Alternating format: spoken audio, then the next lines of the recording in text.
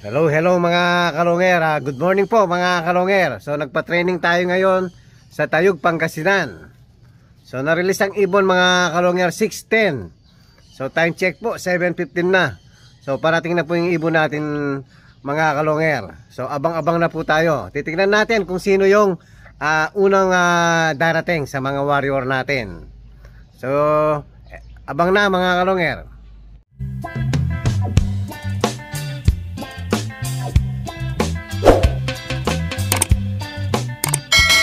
Hello mga kalongger. Hindi ko nga pala sinama yung isa natin. So nasan ba? Yung nag-lap champion natin, eto. Hindi ko po sinama dahil nga nung pagdating galing sa karera nung Monday, hindi po kumain maghapon. So tinamaan ng adeno yung ibon natin. So ang ginawa natin, in-inject natin ng Terramycin mga kalongger. So kinabukasan, kumain naman bigla yung ibon natin. Ayan, ngayon ano na po, malakas na po kumain. Kaya lang hindi ko muna sinama sa training para ma-recover ng gusto. Ayan mukhang okay na po yung ibon natin. So alanganin ngayon kung isasakay natin sa Friday. Pag talagang hindi fully recovered yung ano natin, sasakay na lang natin last lap mga kalongger, dahil nakapatibayan to, sayang din. So titingnan natin mamaya, paliliparin ko to. So makikita natin kung pwede na ibon natin. Ayan po mga kalongger, sayang isa pa lang ang butas nito. So abang na tayo mga kalongger, wala pa tayong ibon. Wala pa rin tayong ibon mga kalongger. Mukhang nahirapan yung mga pinatraining natin dahil siguro mapag. Dati saktong 1 oras lang mga kalongger. Ngayon ay magit 1 oras na. 1 hour and 10 minutes na. Wala pa rin tayong ibon. Ayan, may padaan hindi atin. Wala pa, abang ulit mga kalongger. Yun, meron na tayong isang ibon. Nag-dive sa likod mga kalongger. Dalawa na.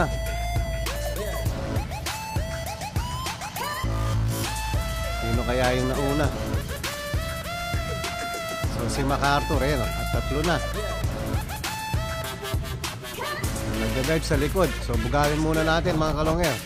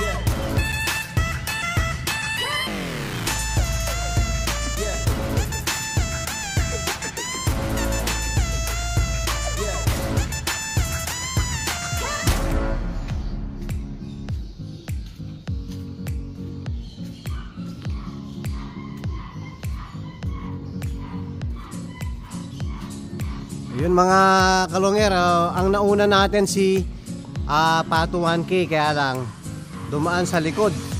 Meron kasi nga pondong tubig doon mga kalongger. So nakita ni Pato 1K, iinom sana, buti inunahan natin. Tapos ang pangalawa natin dumating si MacArthur. So ayan na si Corneto.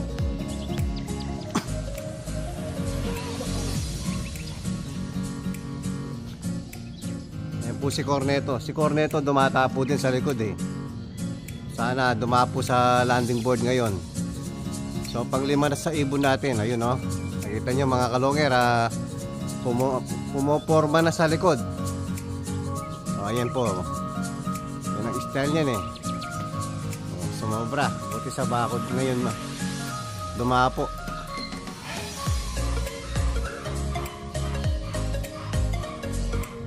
So pangatlo natin si Ukus. Tapos si Taiwan. So yung ano natin, tungkod natin mga kalonger, kulay itim naman, kagaya ng pinang-i-stick natin. So pwede natin pang i-stick.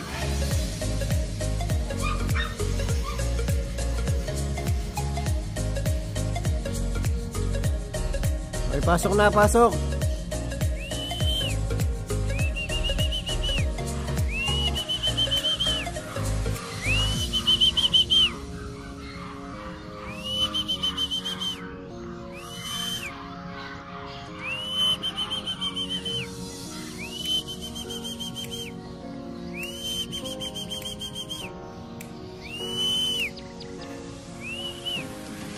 Meron pa tayong parating. Si Opal. Ayan si Opal mga kalongero. So isa na lang yung kulang natin. Yun sa likod si Opal. Oh, buti si Opal mga kalongero. Dati hindi rin nagda-dive to eh. Sa swimming pool nagda-dive dati yan. So papasukin ko rin.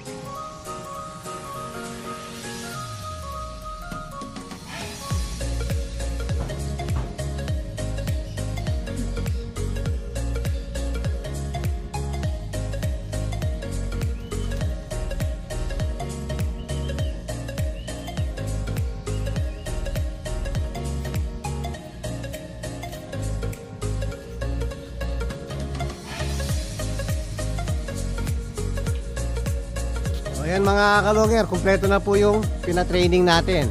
From Tayug, Pangasinan lang mga kalonger.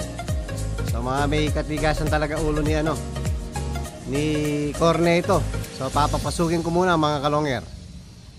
Hello mga kalonger. Ayan, napapasok na natin lahat. Ito na si Corneto.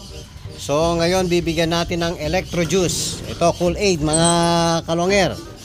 So kanina pa nag-aabang ng Kool-Aid yung mga natin. Ayan oh, nakaabang na. Ito si Opal oh.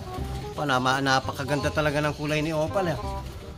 Parang anong tawag ba sa kulay na to? Para siyang brown na nagpipinkis.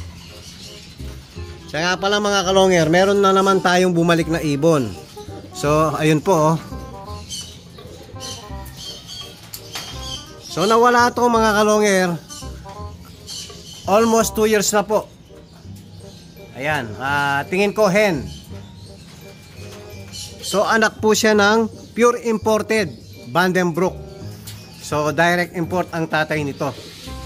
Tapos ang nanay niya, yung pip overall natin sa BOTC Japan, mga kalongher.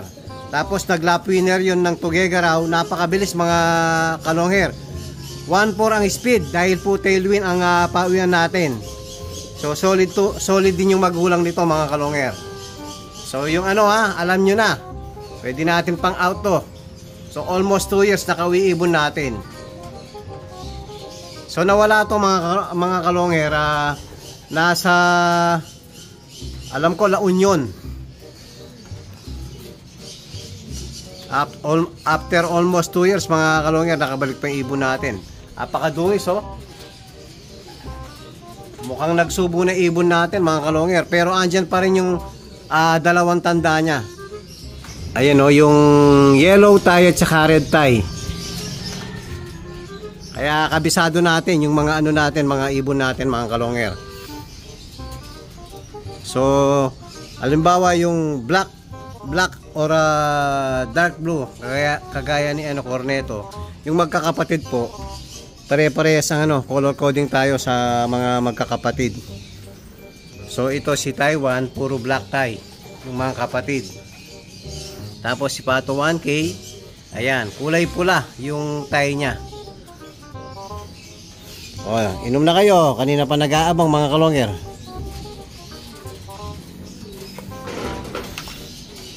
So tapos maya-mayang konti, mga 2 hours pag nakapagpahinga na yung mga natin, mga warrior natin, try natin paliparin uli kasama yung tinitingnan natin yung ayun si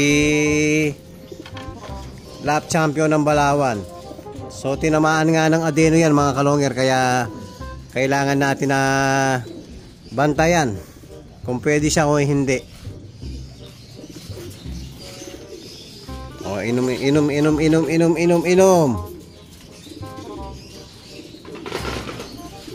O, yan yung update natin sa mga training natin sa Tayug Pangasinan mga kalonger. At kung bago pa lang kayo sa aking channel, huwag kalimutan mag-subscribe, like and share, at pakipindot na rin yung notification bell, pati na rin po yung all, para updated ko kayo sa mga bagong video natin. Yun lang po mga kalonger. Maraming salamat po. Keep safe and God bless.